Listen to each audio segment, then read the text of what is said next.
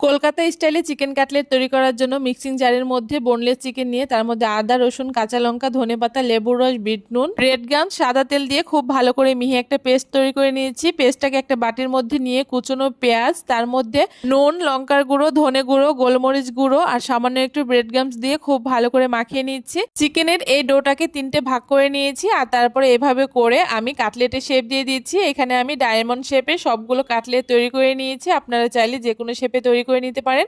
এখন একটা প্লেটের মধ্যে 2টো ডিম ফাটিয়ে নিয়েছি, তার মধ্যে নুন আর গোলমরিচ দিয়ে খুব ভালো করে ফেটিয়ে নিয়ে এক একটা করে কাটলেটের পিস নিয়ে প্রথমে ডিমের মধ্যে ডুবিয়ে তারপরে ব্রেড গামসে পুট করে নিয়েছি।